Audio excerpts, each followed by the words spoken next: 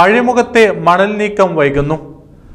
മാട്ടുമ്മൽ പ്രദേശത്ത് പ്രതിസന്ധി രൂക്ഷം. കടൽക്ഷോഭവും കാഞ്ഞിരമുക്ക് പുഴയിലെ ശക്തമായ ഒഴുക്കും കാരണം പുതുപൊന്നാനി അഴിമുഖത്ത് അടിഞ്ഞുകൂടിയ മണൽ നീക്കം ചെയ്യാനുള്ള നടപടി പ്രതിസന്ധിയിലായി. 6 ദിവസം പിന്നിട്ടിട്ടും അഴിമുഖത്തെ മണൽത്തിട്ട നീക്കം ചെയ്യാൻ ഇറിഗേഷൻ വകുപ്പിന് സാധിച്ചിട്ടില്ല. വെളിയങ്കോട് പഞ്ചായത്തിന്റെ നിരന്തര ആവശ്യത്തെ തുടർന്ന് അഴിമുഖത്തെ മണൽ നീക്കം ചെയ്യുന്നതിനായി ഇറിഗേഷൻ വകുപ്പ് മണ്ണുമാന്തി യന്ത്രം എത്തിക്കുകയും കരാറുകാരനെ ചുമതലപ്പെടുത്തുകയും ചെയ്തിരുന്നു. എന്നാൽ കാഞ്ഞിരമുക്ക് പുഴയിലെ അതിശക്തമായ ഒഴുക്കും കടൽക്ഷോഭവും തുടരുന്നതിനാൽ മണ്ണുമാന്തി യന്ത്രം അഴിമുഖത്ത് ഇറക്കാൻ കഴിയാത്ത സാഹചര്യമാണുള്ളത്.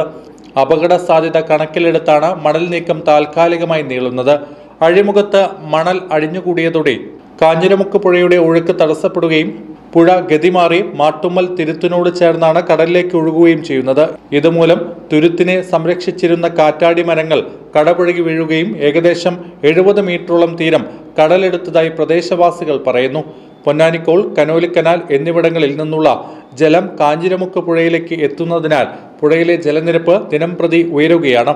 ഇതിന്റെ ഫലമായി വെളിയങ്കോട് പഞ്ചായത്തിലെ 21 വാർഡുകൾ ഉൾപ്പെടുന്ന മാട്ടുമ്മൽ തീരപ്രദേശത്ത് വെള്ളക്കെട്ട് രൂക്ഷമായി തുടരുകയാണ്.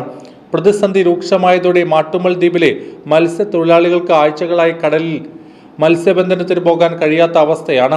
അഴിമുഖത്തെ മണൽത്തിട്ട എത്രയും വേഗം നീക്കം ചെയ്ത് പുഴയുടെ സ്വാഭാവിക ഒഴുക്ക് പുനഃസ്ഥാപിക്കണമെന്ന ആവശ്യമാണ് പ്രദേശവാസികളും മത്സ്യത്തൊഴിലാളികളും ശക്തമായി ഉന്നയിക്കുന്നത്.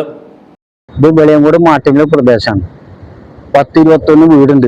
ഈ പാലത്തിന് അവിടെ നിന്ന് കടന്ന 10-21 വീടുണ്ട്. പിന്നെ മാട്ടുമ്മൽ എന്ന് പറഞ്ഞാൽ 200-300 വീടുണ്ട്. നമ്മളെ യാർത്തിന്റെ അവിടെ ബാക്കിൽ നിന്ന് മൊത്തം വെള്ളപ്പൊക്കം ഭീഷണിയിലാണ്. യാർത്തിന്റെ മേഖലയിൽ മൊത്തം എല്ലാരും വീടും വെള്ളം കയറിയിരിക്കുന്നു. ഇവിടെ അതേമാതിരി തന്നെ 21 വീടുണ്ട് ഇതിനുള്ളിൽ, ഈ കടപ്പുറം മേഖലയിൽ. അതേമാതിരി തന്നെ ചബോക്ക് കണ്ടമാനം 10,000 ചബോക്ക് പോയിക്കുന്നു. 10,000 ചബോക്ക് ഇനി കുറച്ചും പാടുണ്ട് വന്നാൽ മൊത്തം പോകും. ഇതിന് എന്തെങ്കിലും ഒരു പരിഹാരം ഉണ്ടായി. ഞങ്ങൾ ആദ്യം തുടങ്ങി വെച്ചതാണ്. ഞങ്ങൾക്ക് ഫൈബറേർക്ക് പോകാൻ പറ്റില്ല, മഞ്ചിക്കാർക്ക് പോകാൻ പറ്റില്ല. അതിന് എന്തെങ്കിലും ഒരു പരിഹാരം ഉണ്ടാക്കി തരണം. അത് മുനമ്പത്തെ വീരയാറാണിത്. അവിടുന്ന് അവിടം വരെയാണ് ഇപ്പൊ ഞാൻ നിൽക്കണ വരെ പോയിക്കണത്. ഇനിയും മഴക്കാലം ഉണ്ടായി കഴിഞ്ഞാൽ ഈ ഇവിടുന്ന് അങ്ങോട്ട് പോകാനുള്ള സാധ്യത ഉണ്ട്. അണ്ടമാനം അങ്ങോട്ട് പുഞ്ഞി പോകും. ഈ നിൽക്കണ സ്ഥലം വരെ ഇവിടുന്നാണ് പോയി കിടക്കുന്നത്. കുറെ ആനാത്തര പോകാൻ വരെ ഇനി പോയി കിടക്കുന്നുണ്ട്. ഇവിടെ നിൽക്കണ വരെ സ്ഥലം 10-500 മീറ്റർ പോയിട്ടുണ്ട്.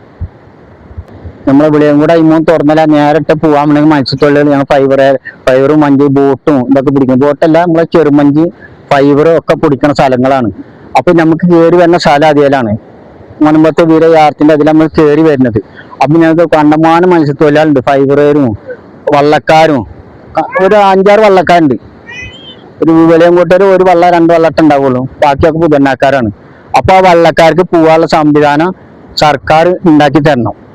അത് വെളിയങ്കോട് ആയിക്കോട്ടെ, മുനിസിപ്പാലിറ്റി ആയിക്കോട്ടെ, പഞ്ചായത്ത് ആയിക്കോട്ടെ, അത് ഈ സർക്കാർ ഞങ്ങൾക്ക് ഉണ്ടാക്കി തരണം. ഏത് സർക്കാരായാലും വേണ്ട, ഭരിക്കുന്ന സർക്കാർ ഞങ്ങൾക്ക് എല്ലാ നാട്ടുകാർക്കും വള്ളക്കാർക്കും ഫിഷറീസിന്റെ ആൾക്കാർ ഞങ്ങൾക്ക് പണിക്ക് പോകാനുള്ള ഒരു സംവിധാനം അവിടെ ഉണ്ടാക്കണം. ഞങ്ങൾക്ക് ഇങ്ങനെ സ്ഥലം വേണം ഒന്ന് തുറന്നു തരാൻ വേണ്ടിയിട്ട്.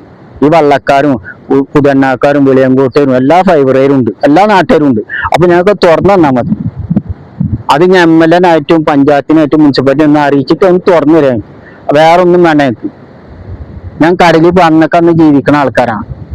ഞങ്ങളൊക്കെ പൈസ ഇവര് മേടിക്കേണ്ട അടവിനും മറ്റുള്ളതിനൊക്കെ ആയിട്ട് ഈ ഫൈബറിന്റെ ലോണും മറ്റുള്ളൊക്കെ 1 അടി ബോട്ടിനൊക്കെ മുനിസിപ്പാലിറ്റി ഫിഷറീസ് പൈസ മേടിക്കുന്നുണ്ട്.